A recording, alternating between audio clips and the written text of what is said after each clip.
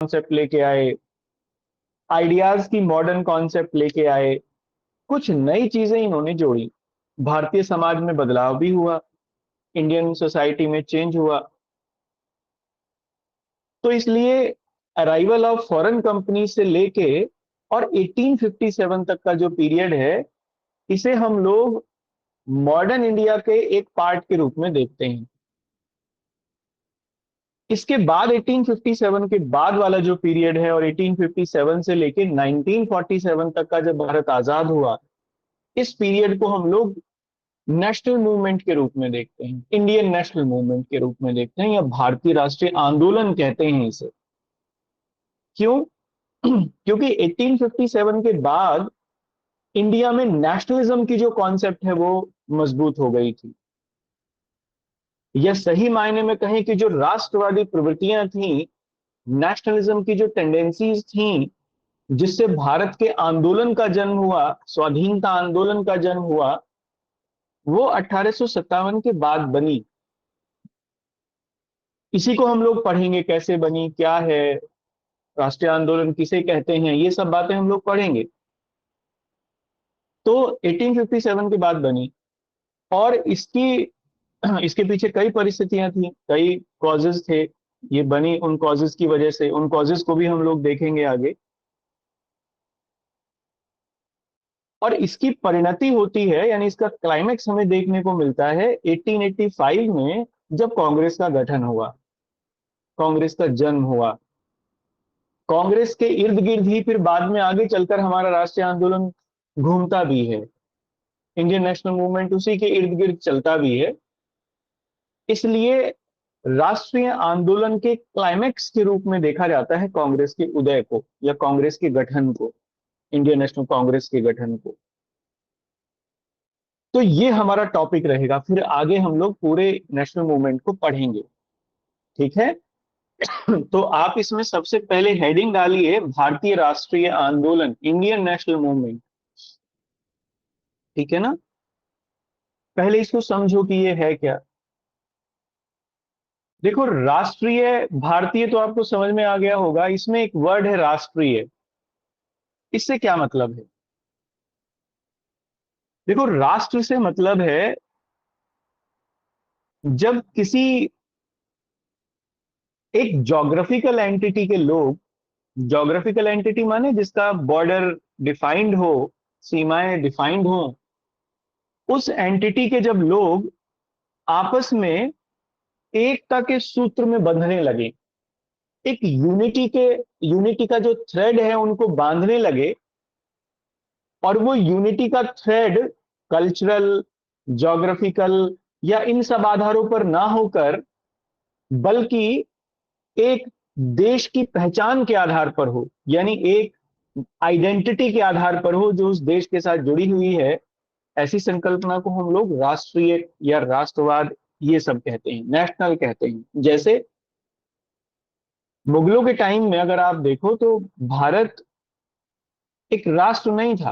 राष्ट्र इसलिए वो नहीं था, हालांकि इसके ऊपर विवाद, वाद विवाद हो सकता है, क्योंकि कुछ लोगों का मानना है वो राष्ट्र बहुत पहले से था। लेकिन जो ज्यादातर इतिहासकार हैं वो यही मानते हैं कि वो एक राष्ट्र नहीं था, बल्कि एक ज्योग्राफिकल एंटिटी था। क्यों? क्योंकि लोगों में राष्ट्र के प्रति समर्पण का भाव नहीं था, भारत नाम से कोई राष्ट्र नहीं था, लोग भारत के नाम पर एकजुट नहीं थे, बल्कि वो छोटे छोटे समूहों में बटे हुए थे। भले ही वो पॉलिटिकली यूनाइट था, ये हो सकता है, लेकिन अंग्रेजों के आने के बाद भारत एक राष्ट्र के रूप में बदला, एक नेशनलिज्म, एक नेशनैलिटी की जो कॉन्सेप्ट है, राष्ट्रीयता की जो भावना है, वो उसमें आई। कैसे आई? देखो, अंग्रेजों ने सबसे पहले तो ये किया कि भारत को एक पॉलिटिकल यूनिटी दी, राजनीतिक एकता दी। जैसे पूरा भारत एक जगह से शासित होता था, दिल्ली से या कलकत्ता से, एक ही तरीके की शासन व्यवस्था थी। यानी जो कानून कलकत्ता में लागू होता था वही कानून मद्रास में भी चलता था, वही कानून बॉम्बे में भी चलता था। तो सब देश के जो निवासी हैं वो एक ही कानून से रूल होने लगे, एक ही व्यवस्था से रूल होने लगे, उनकी परिस्थितियां भी एक ही जैसी हो गई उन कानूनों में। तो सब में एक एकता की भावना का विकास हुआ। सबको ये लगा कि हम लोग एक ही देश के या एक ही राजनीतिक कॉन्सेप्ट के हम लोग भागीदार हैं। इसलिए सब में एकता की भावना आई, पॉलिटिकल यूनिटी की भावना आई। कानूनों ने भी इसमें वही रोल प्ले किया, क्योंकि पूरे देश में एक ही तरीके के कानूनों से लोग शासित हो रहे थे। एक काम तो अंग्रेजों ने ये किया, यानी पॉलिटिकल यूनिटी आई, इससे नेशनलिज्म की कॉन्सेप्ट मजबूत हुई। दूसरा काम क्या हुआ भारत में, देखो जब अंग्रेज इंडिया में आए उस समय उनके यहां पर रेनेसा हो गई थी, एनलाइटमेंट हो गया था इंग्लैंड में या यूरोप में, यानी आधुनिक विचार उनके यहां पर आ गए थे। आधुनिक मॉडर्न जो पॉलिटिकल सिस्टम है वो भी आ गया था वहां, जैसे डेमोक्रेसी इंग्लैंड में आ गई थी। भारत में भी उन्होंने उसी तरीके से चीजों को इंप्लीमेंट करने की कोशिश की, जैसे रूल ऑफ लॉ या कानून का शासन, विधि का शासन 1833 के चार्टर एक्ट से हम लोग देखते हैं ये आ गया था इंडिया में। तो एक लीगल यूनिटी भी देखने को मिली। जब अंग्रेज भारत में आए तो वो आधुनिक शिक्षा लेके आए, मॉडर्न एजुकेशन लेके आए, क्योंकि उनको ऐसे लोगों की जरूरत थी जो अंग्रेजी पढ़ा लिखा वर्ग था, क्योंकि उनको चाहिए था ऐसे लोग। तो फिर मॉडर्न एजुकेशन की शुरुआत हुई। इस मॉडर्न एजुकेशन ने भारत में एक ऐसे वर्ग को रिप्रेजेंट किया, ऐसे वर्ग की उत्पत्ति की जो आधुनिक विचारों से, जैसे स्वतंत्रता आधुनिक विचार है, समानता आधुनिक विचार है, बंधुत्व फ्रेटर्निटी एक आधुनिक विचार था। इन आधुनिक विचारों से वो लोग प्रेरित होकर और उन्होंने समाज सुधार की बात की, सोशल रिफॉर्म्स की बात की। राजा राम मोहन राय उनमें से ही एक थे, ईश्वरचंद्र विद्यासागर उनमें से एक थे, केशव चंद्र सेन उनमें से एक थे। इन लोगों ने क्या किया, भारतीय समाज में जो बुराइयां फैली हुई थी, जैसे सती प्रथा, बाल विवाह, छुआछूत, ये सारी बुराइयों को दूर करने का काम किया या इसके ऊपर क्वेश्चन मार्क लगाया। इससे ये हुआ कि भारतीय समाज में अवेयरनेस आई, जागरूकता आई और वो एक एकता की भावना में बधे। तो जहां अंग्रेजों ने पॉलिटिकल यूनिटी दी, सोशल रिफॉर्म्स मूवमेंट ने सोशल यूनिटी देने का काम किया देश को। तीसरा, अंग्रेजों ने भारत में इकोनॉमिक पॉलिसीज लेके आए थे। जैसे ही वो भारत में आए उन्होंने यहां लूटना शुरू किया, हम लोगों ने पढ़ा है ये। और उन्होंने शोषण करना शुरू किया। और सबसे पहला उनका एक्सप्लॉयटेशन हम उनकी लैंड टेन्योर पॉलिसी में देखते हैं, जैसे जमींदारी सिस्टम, महालवाड़ी, रैयतवाड़ी हमने पढ़ लिया है। इससे लोगों का अंतहीन शोषण हुआ उनकी इकोनॉमिक पॉलिसीज की वजह से। और इसके विरुद्ध भी लोगों में एक चेतना या एक एक एक कॉन्शियसनेस की जो भावना थी वो आई इसके इकोनॉमिक एक्सप्लॉयटेशन के विरुद्ध। और इसका रिजल्टेंट ये हुआ कि आप देखो, दादा भाई नौरोजी ने एक पूरा इंग्लैंड में एक पूरा ड्रेन ऑफ वेल्थ की थ्योरी दी, उन्होंने वहां पूरी एक किताब लिखी इसके ऊपर। तो लोगों को ये लगा कि अंग्रेजों की पॉलिसी से सभी त्रस्त हैं, इसलिए इनके खिलाफ उठकर आवाज उठानी चाहिए, क्योंकि सब लोग शोषण, एक ही प्रकार के शोषण का शिकार थे। इससे भी लोगों में एकता की भावना आई। जैसा एक्सप्लॉइटेशन कलकत्ता के या दिल्ली के आदमी का हो रहा था, वैसा एक्सप्लॉइटेशन बॉम्बे और मद्रास के व्यक्ति का भी था। अब से पहले यह स्थिति नहीं थी भारत में, मुगलों के समय में यह स्थिति नहीं थी। ये इकोनॉमिक पॉलिसीज हुई, तो इकोनॉमिक पॉलिसीज की वजह से भी यूनिटी आई। ज्योग्राफिकल यूनिटी भारत में आ ही गई थी। अंग्रेजों ने क्या किया, अपनी विजयों से जो उन्होंने जीता, भारत को एक नेचुरल बाउंड्रीज दे दी थी। हम लोगों ने पढ़ा है, जैसे नेपाल के साथ नेचुरल बाउंड्री हमारी बन गई, बर्मा के साथ नेचुरल बाउंड्री बन गई, अफगानिस्तान के साथ हमारी नेचुरल बाउंड्री बन गई। तो भारत को एक पर्टिकुलर ज्योग्राफिकल आइडेंटिटी भी जो उसकी पहले थी वो और ज्यादा स्पष्ट हो गई अंग्रेजों के समय में। इन सब कारणों ने मिलकर भारत में, अच्छा एक और था, ईसाई धर्म का प्रसार भी हम लोग कह सकते हैं, क्योंकि जब क्रिश्चियनिटी का भारत में प्रसार प्रचार हुआ तो ये भी देखने को मिला कि कहीं कहीं वो अन्यायपूर्ण भी था, जैसे जबरदस्ती कर लेते थे। हम लोगों ने देखा 1857 में एक रीजन भी ये था, लैक्सी लॉसी एक्ट मैंने आपको लिखवाया है। इसके खिलाफ भी एक प्रतिक्रिया हुई, और इसके खिलाफ आप प्रतिक्रिया के रूप एक्ट? में देख सकते हो। हाँ जी, कौन सा act? Lex loci act, LEXILOCI, lex loci act था ये। 1856 में ये आया था, 1855-56 में, जिसमें ये किया गया कि देखो, हमारे यहाँ पर जो प्रॉपर, जो हमारे यहाँ पर हमारे सिविल लॉज थे, वो अंग्रेजों से पहले दो आधार पर चलते थे। ये दो आधार थे, एक तो Dayabhaga, Dayabhaga school of thought आपने पढ़ा होगा लॉ में, और एक मिताक्षरा स्कूल ऑफ थॉट, इन्हीं के आधार पर चलता था। इन दोनों में ये बात थी, अगर कोई व्यक्ति हिंदू धर्म छोड़कर किसी अन्य धर्म को अपनाता है तो उसे पैतृक संपत्ति में अधिकार नहीं मिलेगा। लैक्सी लॉसी एक्ट ने ये ऑथेंटिकेट किया कि अगर कोई व्यक्ति क्रिश्चियनिटी को अडॉप्ट कर लेता है, 1856 का एक्ट है ये, तो फिर उसको अधिकार मिल जाएगा पैटर्नल प्रॉपर्टी में।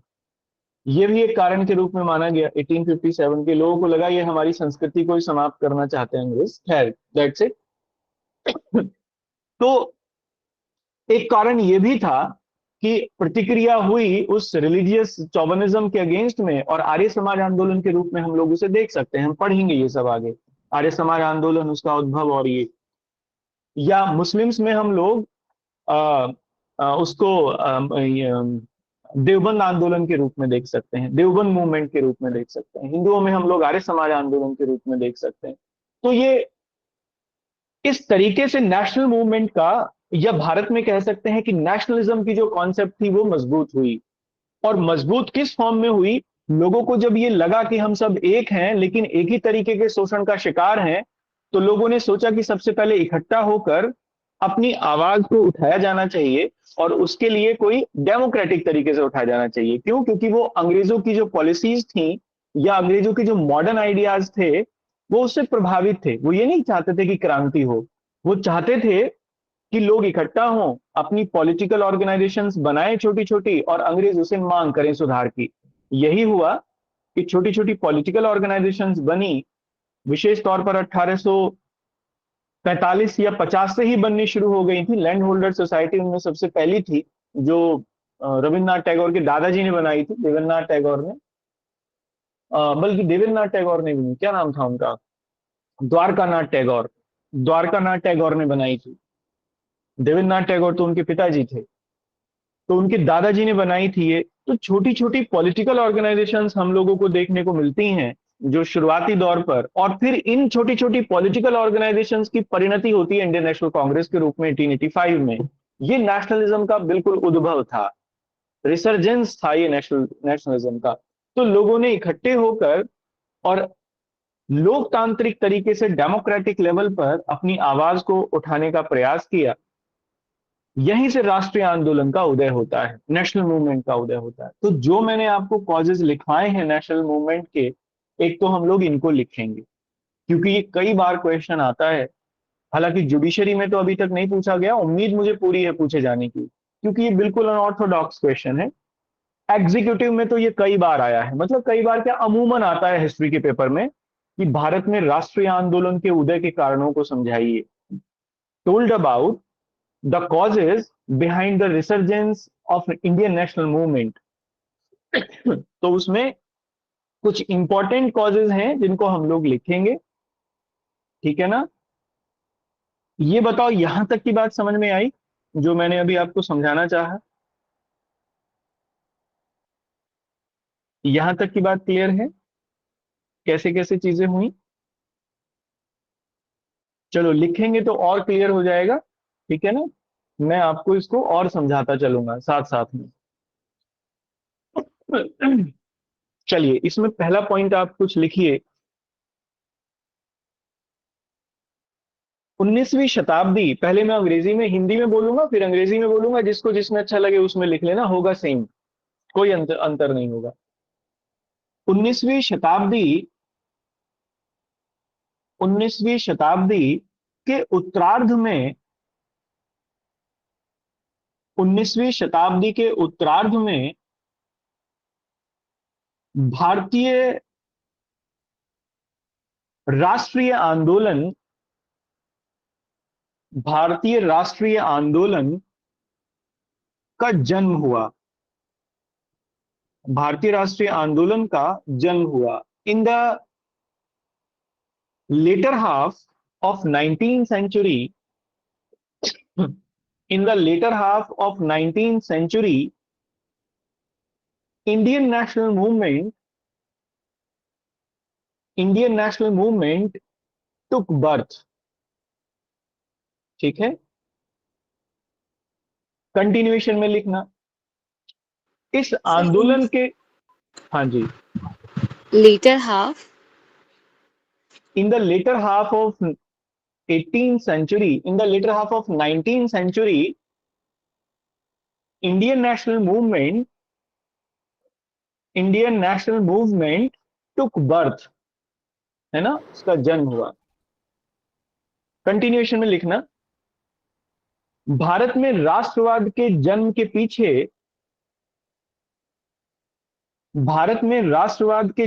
पीछे अनेक कारण थे। There were various causes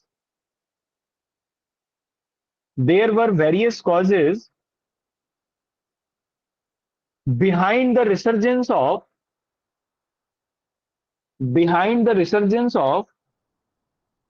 nationalism in India। ठीक है ना। अब एक मिनट यहां रुकिए।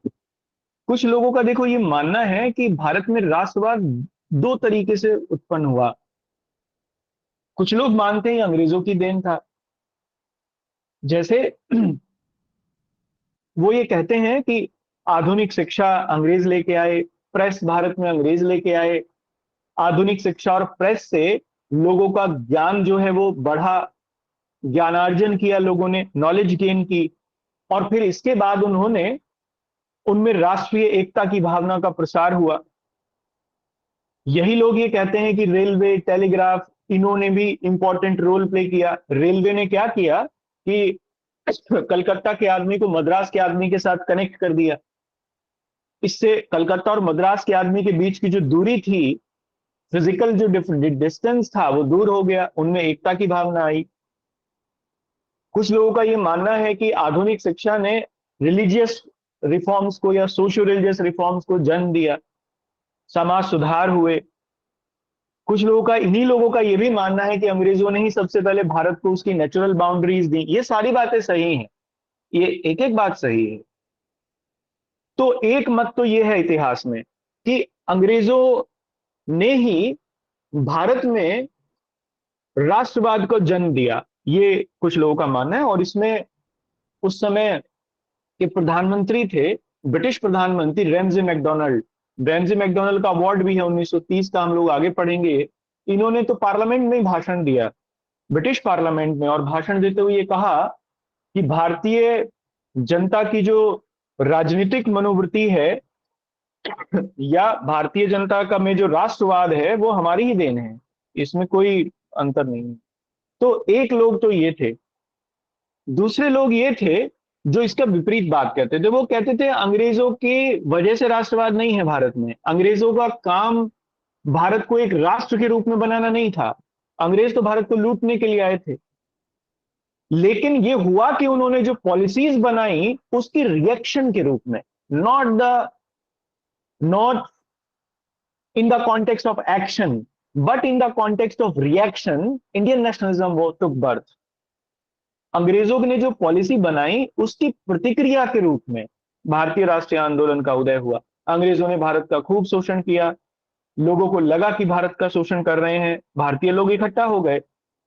तो ये क्रिया और अनुक्रिया विवाद है एक इतिहासकारों के बीच में। हम लोग लेकिन दोनों को लिखेंगे, दोनों को ही पढ़ेंगे, समझेंगे और दोनों को ही लिखेंगे, क्योंकि दोनों में ही सच्चाई है, डिनाई दोनों को नहीं कर सकते हैं, दोनों को इसलिए लेके चलेंगे।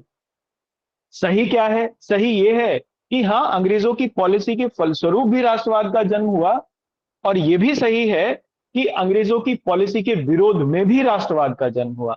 जब भारतीयों ने अंग्रेजों की शोषणकारी नीतियों का विरोध किया, एक्सप्लॉइटेशन की पॉलिसीज का विरोध किया, तब ये विरोध राष्ट्रवाद के रूप में देखा जाता है। और जब अंग्रेजों की कुछ ऐसी नीतियां थी, जब उन्होंने भारत में उनको लागू किया जिससे लोगों में एकता की भावना का प्रसार हुआ, that is also seen under the flag of nationalism. तो ये दो तीन बातें हम लोग दोनों को देखेंगे। क्या लिखा था सेंटेंस बताओ, मुझे याद आएगा मैं क्या बोल रहा था।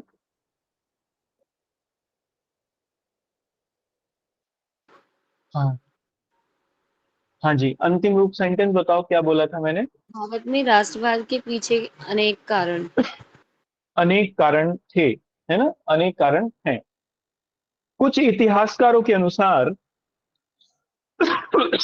कुछ इतिहासकारों के अनुसार, देखो अब यहां से कॉन्सेप्ट बिल्ड हो रही है, समय जरूर लगेगा लेकिन कॉन्सेप्ट बिल्ड होगी तो आगे तक समझ में आएगा फिर। कुछ इतिहासकारों के अनुसार भारतीय राष्ट्रवाद भारतीय राष्ट्रवाद ब्रिटिश नीतियों की ब्रिटिश नीतियों की अनुक्रिया का अनुक्रिया का परिणाम है। ब्रिटिश नीतियों की अनुक्रिया का सर एक बार यहाँ से रिपीट कर दीजिएगा। भारतीय राष्ट्रवाद भारतीय राष्ट्रवाद ब्रिटिश नीतियों की ब्रिटिश नीतियों की अनुक्रिया अनुक्रिया अनुक्रिया माने एक्शन, प्रो एक्शन बल्कि इसे सही वर्ड होगा अंग्रेजी में प्रो एक्शन, अनुक्रिया का परिणाम है। According to some historians according to some historians Indian nationalism is Indian nationalism is result of pro action या resultant of pro action of British policies of British policies. जबकि जबकि कुछ इतिहासकारों के अनुसार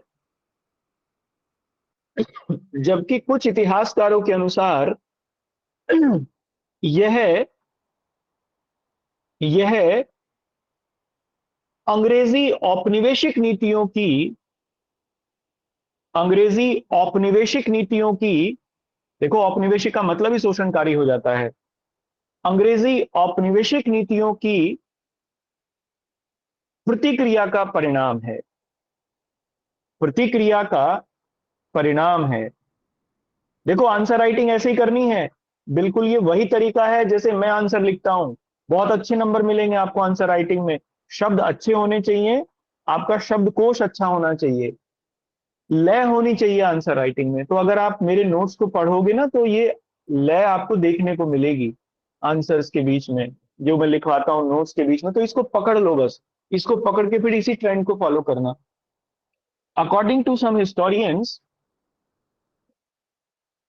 according to some historians, Indian nationalism is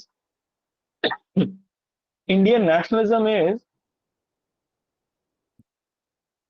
the resultant of Indian nationalism is the resultant of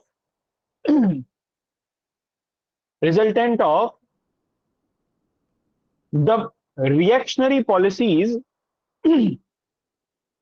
the reactionary policies of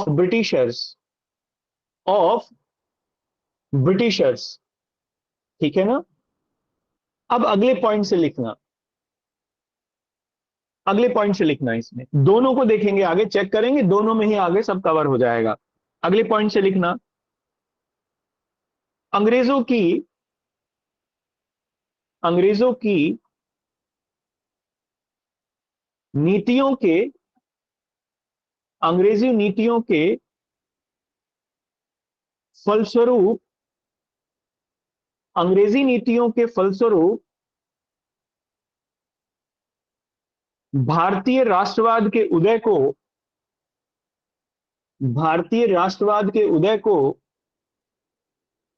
निम्न कारकों के अंतर्गत देखा जा सकता है। निम्न कारकों के अंतर्गत देखा जा सकता है। The emergence of Indian nationalism,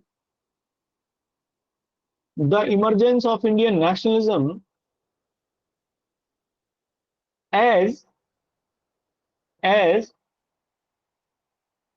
pro-actionary policies of Britishers,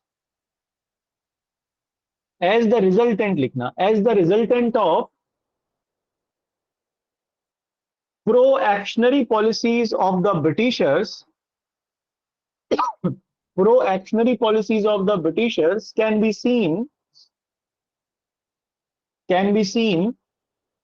as follows. ठीक है, अब वो सब कारक देखेंगे. सबसे पहला लिखना, भारत की राजनीतिक Sorry, एकता. sir. As we seen, can be seen as. Proactionary policies, Hmm. Proactionary policies of Britishers. ठीक है ना. अब इसमें पहला लिखना, अब ये सब इसमें वो देखेंगे जो अंग्रेजों की नीतियों के फलस्वरूप जिन्हें कहते हैं कि भाई ये अच्छी नीतियां थी. अच्छी क्या कहते हैं कि इन नीतियों की वजह से कुछ ऐसी कंडीशंस बनी जिससे लोगों में एकता की भावना या यूनिटी या ब्रदरहुड, भाईचारा. देखो राष्ट्र कब होता है, what is the meaning of nation. आप अगर इसका सही उत्तर देखो तो प्रीएम्बल में मिलेगा. और प्रीएम्बल में देखो उसमें है ना राष्ट्रीय एकता अंत में, प्रीएम्बल में. और उससे पहले भ्रातृत्व है, फ्रेटर्निटी वर्ड है. जब तक फ्रेटर्निटी नहीं होगी तब तक नेशनलिज्म नहीं हो सकता है किसी भी देश में, एकता नहीं आ सकती है. राष्ट्र कोई भी नहीं बन सकता है जब तक भाईचारा ना हो. इसलिए भाईचारा होना या भाईचारे की भावना का होना ये किसी देश के राष्ट्र होने का सबसे पहला लक्षण है. तो भारतीयों में कब भाईचारे की भावना आई, कौन कौन सी ऐसी नीतियां थी अंग्रेजों की जिसकी वजह से भारतीयों में एकता आई, फ्रेटर्निटी आई, यूनिटी आई, ये देखेंगे. तो सबसे पहली कौन सी थी, भारत की राजनीतिक एकता की स्थापना. भारत की राजनीतिक एकता की स्थापना, the formation of political unity, the formation of political unity in India. ठीक है, इसके आगे लिखिए. अच्छा ये बताओ, अंग्रेजों ने पूरे भारत को जीत लिया था या नहीं जीता था, बताओ.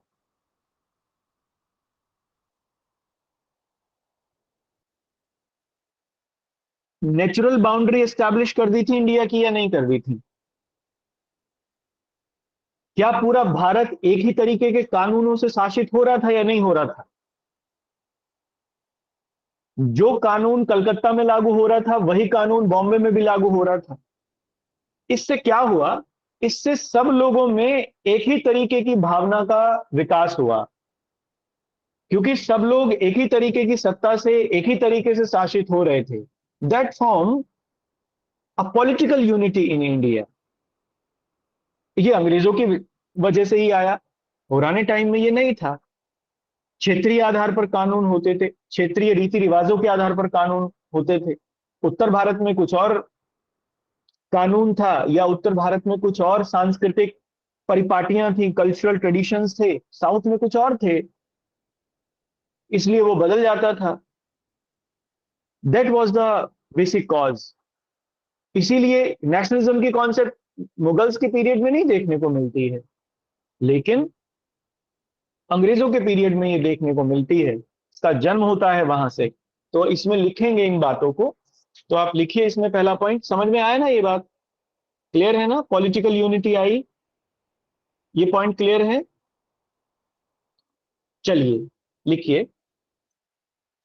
अंग्रेजों ने अंग्रेजों ने भारत में अंग्रेजों ने भारत में एक राजनीतिक एकता की स्थापना की, एक राजनीतिक एकता की स्थापना की.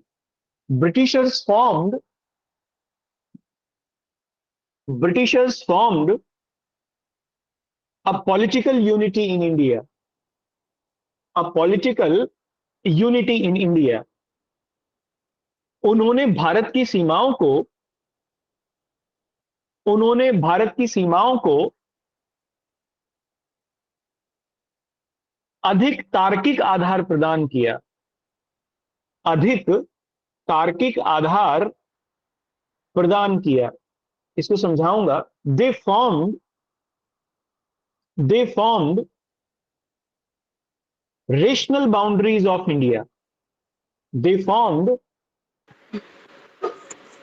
Rational boundaries of India. ठीक है ना? कैसे?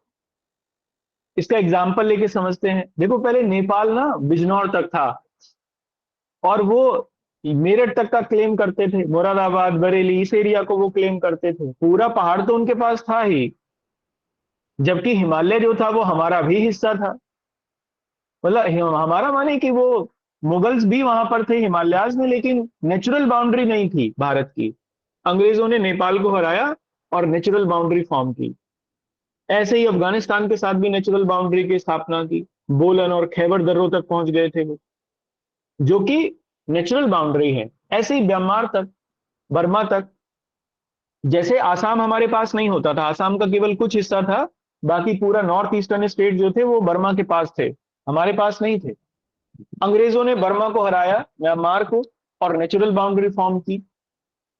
तो अंग्रेजों ने भारत को प्राकृतिक सीमाएं दी जो ज्यादा तार्किक थी।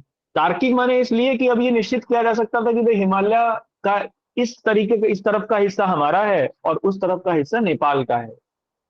ऐसे ही नॉर्थ ईस्ट में भी सरमती की पहाड़ियों के इधर का हिस्सा हमारा है, उधर का तुम्हारा है। अब कोई बाउंड्री का डिस्प्यूट नहीं था, बिल्कुल बात क्लियर हो गई थी।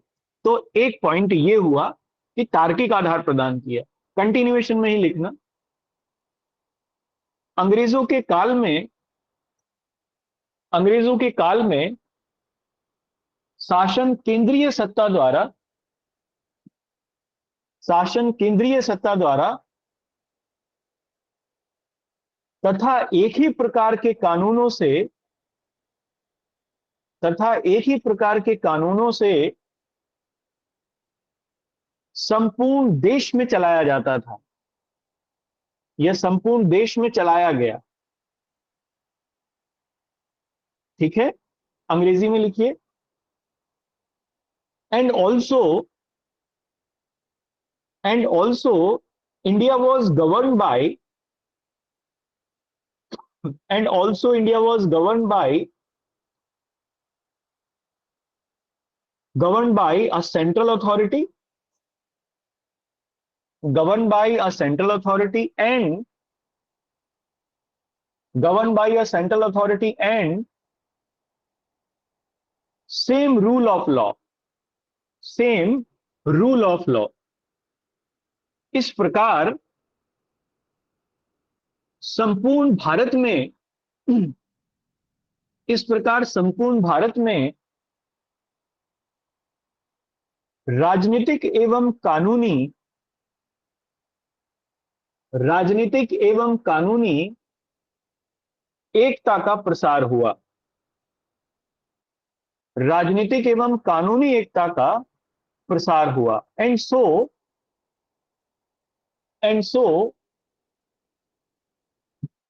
a political and legal unity a political and legal unity formed in India। ठीक है ना? तो इससे एकता भी आई, भाईचारा भी बढ़ा। अगले पॉइंट से लिखना। तो ये एक पॉलिटिकल कॉज है, हालांकि एक राजनीतिक कारण है। तो इसको आप ऐसे भी डिवाइड करके देख सकते हो कि पॉलिटिकल कॉज है। ठीक है ना? अगले पॉइंट से लिखना, या अगला एक छोटा सा हेडिंग बनाना, फिर लिखना। देखो, अंग्रेजों ने भारत में अपने फायदे के लिए हालांकि ये चीजें की, पर इससे हमारा भी फायदा हो गया। जैसे अंग्रेजों ने परिवहन सेवाओं का विकास किया, ट्रांसपोर्टेशन सिस्टम बनाया, रेलवे इंट्रोड्यूस हो गई थी इंडिया में 1843 में। 46 तक आते आते टेलीग्राम भी आ गया था, टेलीफोन की लाइनें भी बिछ गई थी भारत में। हालांकि ये उन्होंने अपने प्रशासनिक लाभ के लिए किया, लेकिन इससे भी लोगों के बीच की जो दूरी है वो कम हुई। कहते हैं कि रेलवे ने लोगों को बहुत नजदीकी से जोड़ा। रेलवे ने और इंग्लिश मीडियम ने, अंग्रेजी माध्यम की शिक्षा ने। कैसे? रेलवे ने तो लोगों के फिजिकल दूरी को कम किया, फिजिकल बैरियर को हटाया लोगों के बीच में से। कलकत्ता का आदमी अब मद्रास के आदमी से जाके मिल सकता था, कोई प्रॉब्लम नहीं थी। बॉम्बे का आदमी मद्रास जाके मिल सकता था, कलकत्ता आ सकता था। और इंग्लिश भाषा ने लोगों के बीच के लैंग्वेज बैरियर को समाप्त किया। अब ये एक ऐसी कॉमन लैंग्वेज थी जो पूरे भारत में लोगों के विचारों को आदान प्रदान दे सकती थी, या लोगों के विचारों का आदान प्रदान करा सकती थी। कलकत्ता का आदमी मद्रास के आदमी से खूब धड़ाके से बात कर सकता था, कोई प्रॉब्लम नहीं थी। जबकि पहले वो तमिल बोलता था, वो बंगाली बोलता था, दोनों को कुछ समझ में नहीं आता था।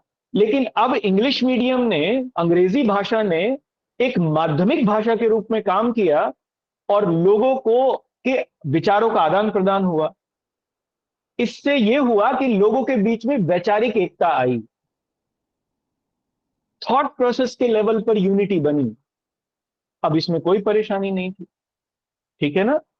तो आप इसमें यह भी बात लिखिए कंटिन्यूएशन में, अगले पॉइंट से लिखना। अंग्रेजों ने भारत में अंग्रेजों ने भारत में परिवहन एवं संचार सुविधाओं का विकास किया। परिवहन एवं संचार सुविधाओं का विकास किया। Britishers formed Britishers formed transportation Britishers formed transportation and communication services in India, जिसके फलस्वरूप जिसके फलस्वरूप लोगों के मध्य जिसके फलस्वरूप लोगों के मध्य की भौतिक दूरियां समाप्त हुई। लोगों के मध्य की भौतिक दूरियां समाप्त हुई। And that's because of it and that's because of it the physical distance the physical distance between the persons, या अमंग द पर्सन्स लिखिए, अमंग द पर्सन्स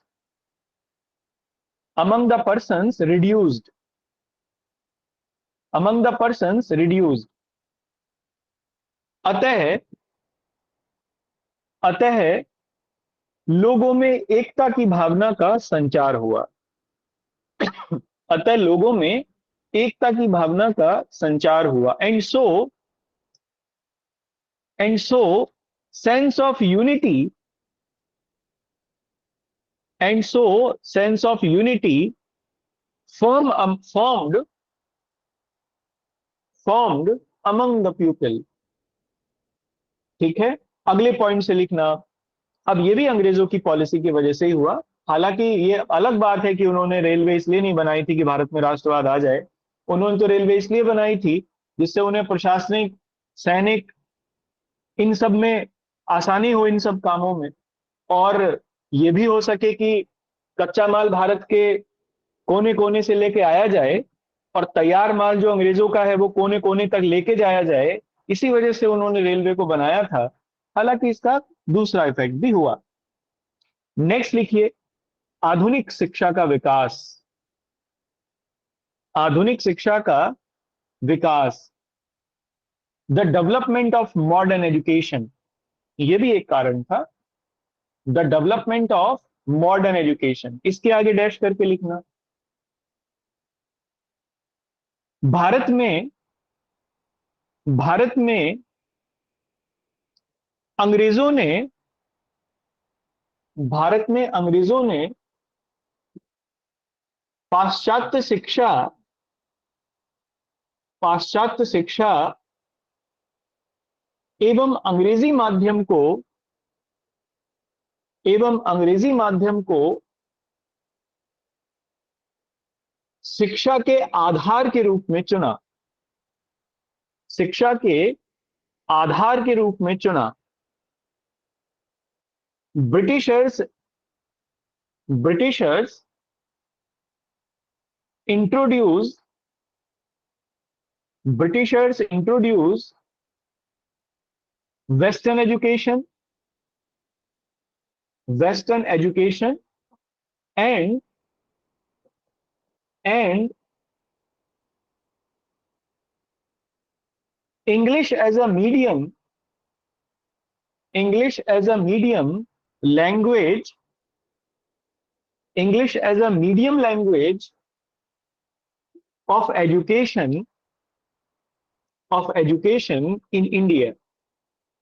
है ना। अब इससे क्या हुआ, जो पश्चिम के आधुनिक विचार थे वेस्ट के, जैसे स्वतंत्रता, समानता, ये फ्रांसीसी क्रांति के विचार थे, ये भारत तक भी पहुंचे और इससे लोगों में नए आइडियाज आए। उन्होंने इन विचारों को समझा, इनकी इंपॉर्टेंस को समझा और फिर आगे इन्हीं की मांग भी की। देखो, अगर लोगों को जागरूक कर दिया जाए उनके अधिकारों के प्रति, या वो जागरूक हो जाएं, तो फिर वो उसको ले लेते हैं। पाश्चात्य शिक्षा ने यह किया कि भारतीयों को उनके अधिकारों के प्रति जागरूक किया। Western education made Indians more aware about their rights, और इसीलिए फिर राष्ट्रीय आंदोलन में उन्होंने अपने अधिकारों की मांग की। तो लिखिए आप, उदारवादी पाश्चात्य विचारों ने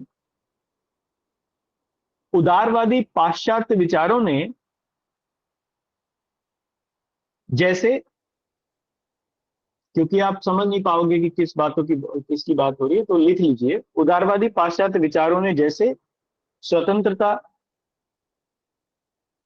समानता एवं भ्रातत्व ब्रैकेट में बंद कर दीजिए। उदारवादी पाश्चात्य विचारों ने भारतीयों को भारतीयों को अपने अधिकारों के प्रति जागरूक बनाया।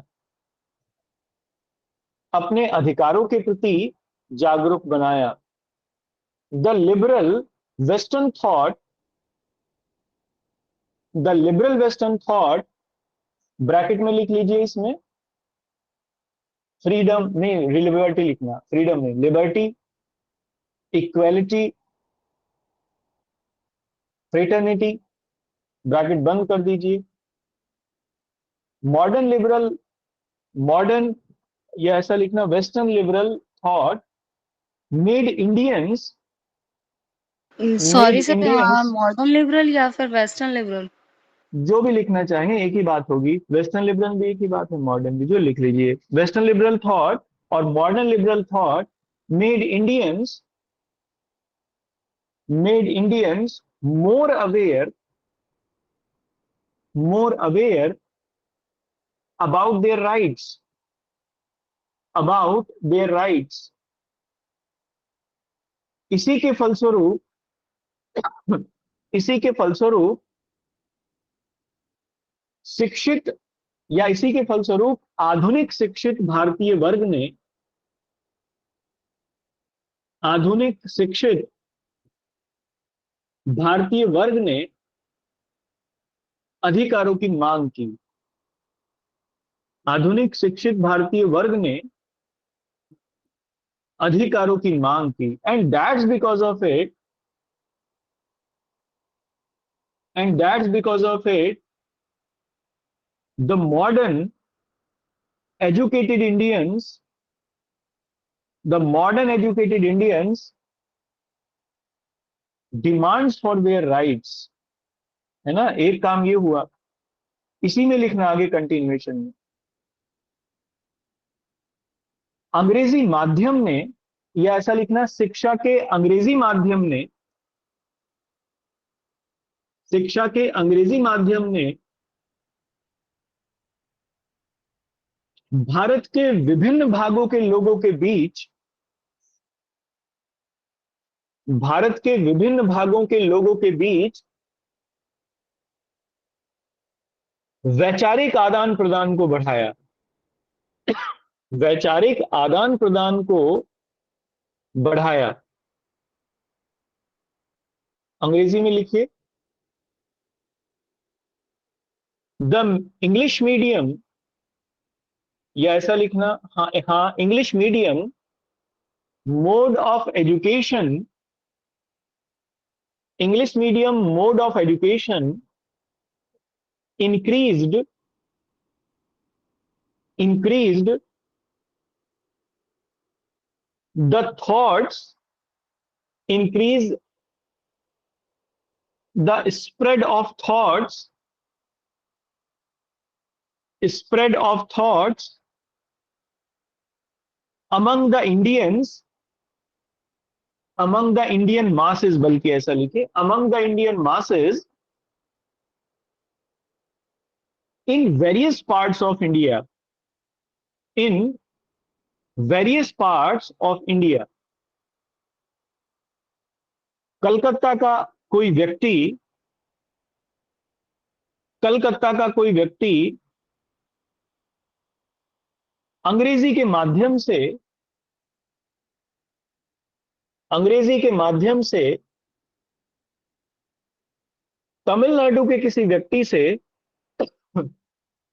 तमिलनाडु के किसी व्यक्ति से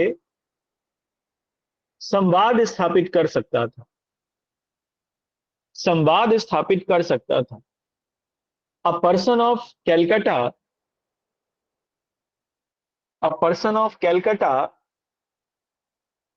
can make dialogue, can make dialogue with the person of, can make dialogue with the person of Tamil Nadu, Tamil Nadu by the medium of English, by the medium of English। ठीक है ना? इससे क्या हुआ, जो एक वैचारिक आदान प्रदान था वो पूरे भारत के स्तर पर होने लगा, यानी अखिल राष्ट्र के स्तर पर होने लगा, होल ऑफ इंडिया के लेवल पर होने लगा, और इससे नेशनलिज्म की कॉन्सेप्ट मजबूत हुई। तो लिखिए इसमें इस बात को, उपरोक्त प्रक्रिया ने, उपरोक्त प्रक्रिया ने भारत में एक अखिल राष्ट्रवाद को जन्म दिया, भारत में एक अखिल राष्ट्रवाद को जन्म दिया। अखिल माने होल, है ना? अंग्रेजी में लिखिए, so the above process, so the above process gave birth, gave birth to pan India nationalism, to pan India, PN Akhil Bharatiya, pan India nationalism। ठीक है ना? ये एक बात हमारी कंप्लीट हो गई। ये बात यहां तक समझ में आई नहीं? बताओ, यहां तक जो मैंने अभी समझाया आपको, लिखवाया, ये आपको क्लियर है? कोई प्रॉब्लम है यहां तक किसी को? कोई क्वेरी है तो आप पूछ लीजिए, कोई भी बात ऐसी जो समझ में ना आई हो।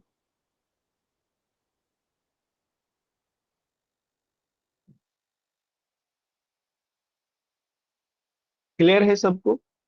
चलिए, देखो इसी में फिर आगे चल के क्या हुआ कि जो ये एजुकेटेड इंडियंस थे, इन्होंने दूसरे लोगों को भी फिर अवेयर किया, अपने अधिकारों के लिए अवेयर किया। कैसे?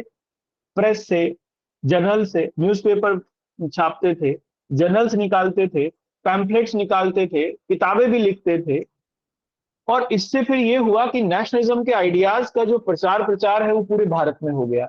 इसीलिए आप देखोगे बहुत सारे न्यूज़पेपर हैं जो मॉडर्न इंडिया के हैं और जो इंपॉर्टेंट हैं, जिनका जिनका नाम है नेशनलिज्म के प्रमोशन में, पूछे जाते हैं अक्सर एग्जाम में, तो उनको भी हम लोग इसमें देखेंगे। ठीक है, आज यहां तक करते हैं। कल के लिए इसमें एक छोटी सी हेडिंग आप आगे लिख लीजिए, कल मुझे ये याद दिला देना क्योंकि मैं भूल जाता हूं। प्रेस एवं साहित्य की भूमिका, प्रेस एवं, सॉरी सर। प्रेस एवं साहित्य की भूमिका, the role of press and literature. ये एक छोटा सा हेडिंग है, इसी में इसने नेशनलिज्म को कैसे प्रमोट किया हम ये देखेंगे। प्रेस एवं साहित्य की भूमिका लिख लिया?